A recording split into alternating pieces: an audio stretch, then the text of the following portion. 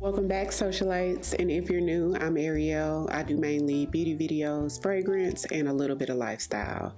So today's video is going to be some well, I've smelled a couple of these already. Maybe half of them will be first impressions, the other half I've sprayed them and I've smelled them. But anyhow, I'm going to tell you guys what I feel about these new fragrances, okay? Let's jump right into it. Now, this one, I think we've shopped in store and I've smelled it with you guys in store before. This one is from Brown Girl Jane, and the name of this is called Chalet or Chalet. Brown Girl Jane's Chalet is an eau de parfum.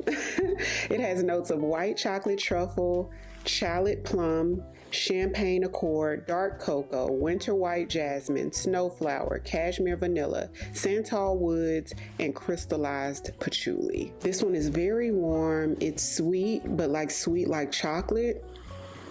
Definitely can tell there's like cacao in here. There's something a little fresh in it, but not like green, just like fresh and like airy like. It smells a little fluffy, definitely a gourmand, smells like something edible, sweet and yummy. You'd have to like chocolate to like this perfume, because to me that's the standout note, is the chocolate. Smells nice, warm and chocolatey, okay? Maybe something like marshmallow like in here. So if you're a gourmand lover and you like chocolate, look into Chalet from Brown Girl Jane. I love the house of Brown Girl Jane, by the way. They usually make some really nice perfumes. Now, the next one is from LoveShackFancy, and this one is called Secret Crush. Spoiler alert, I accidentally bought two of these, so one of these is gonna go in our giveaway for Vlogmas. Secret Crush has notes of whipped vanilla, champagne accord, and frosted chantilly. So let's see what this one gives us. Fresh and invigorating. There's something slightly green in here, something slightly creamy in here. It feels icy. If you've ever smelled Tom Ford's Soleil Neige, how that one has like this cold nature to it, that's what this gives me. Slightly earthy, a little creamy, a little sweet, almost like creamy vanilla, and it's a light fragrance. It doesn't have as much present, it's not as robust as Chalet from Brown Girl Jane, because it's in that same lane of like a creamy, like it wants to be gourmandish, but it's a little softer. This one is a little bit more elegant and soft. If you're a gourmand lover, I would recommend trying this in store first, because it has a little bit of earthiness to it, so you may not like this. She's cute. Next perfume is Buttercream Haze from the 7 Virtues, and this one has top notes of buttercream and vanilla, middle notes of maple and caramel, and base notes of tonka bean. Now, I've worn this on the skin and it lasts all day long on the skin, but with that being said, this is not like a super strong, robust fragrance.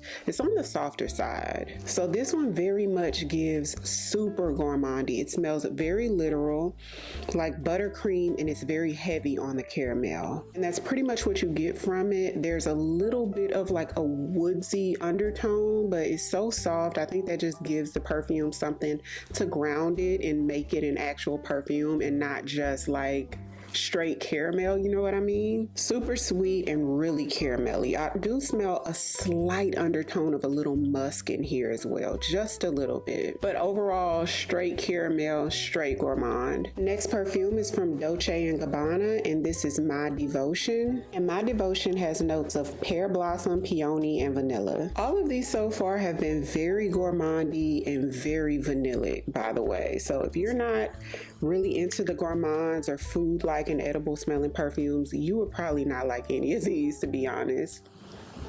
Now, this one is the most unique so far that I've smelled out of those. It smells very fresh. It smells a lot different than any of the other Devotions too. This one takes a fresh tone. It's like uplifting. It doesn't say, but I smell like bergamot. There might be the pear in here.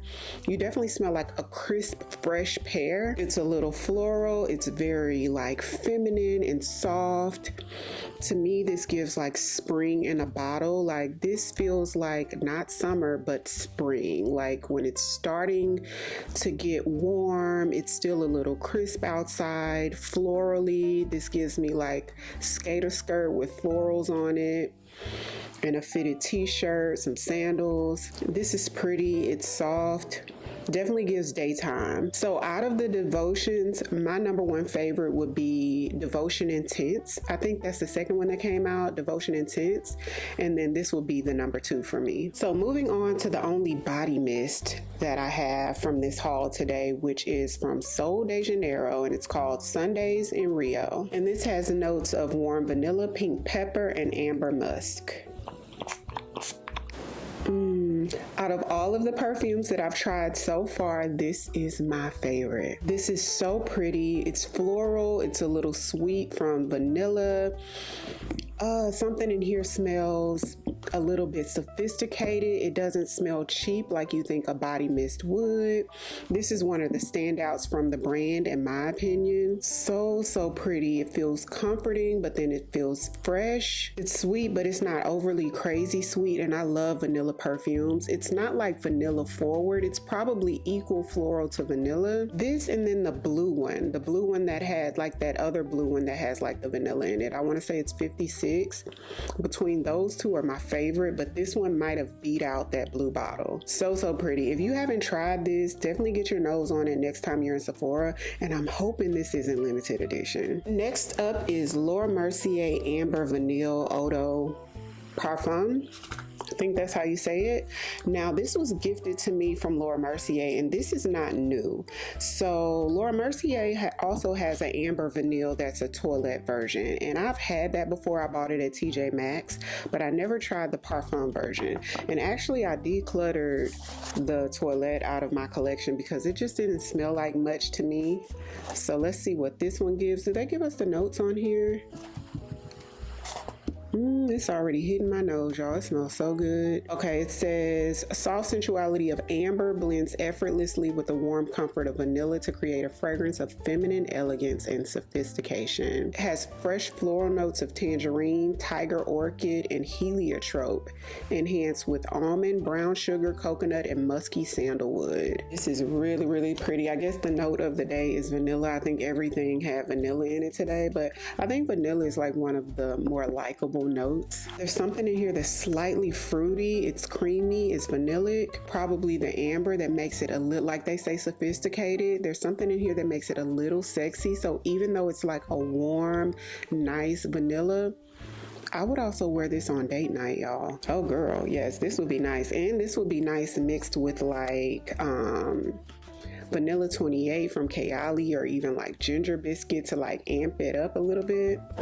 And last but not least is one that you guys have heard me talk about, but I have to put it in here, and this is gonna blow everything out of the water from this haul. I mentioned this in a few other videos, but this is from Liberty Beauty, which this brand was new to me at the time I picked this up, and the name of this is Theif, and you guys have got to get your nose on it. So I'll put a link in the description box because they do have a small version in case you want to test it out, and it smells incredible, you guys.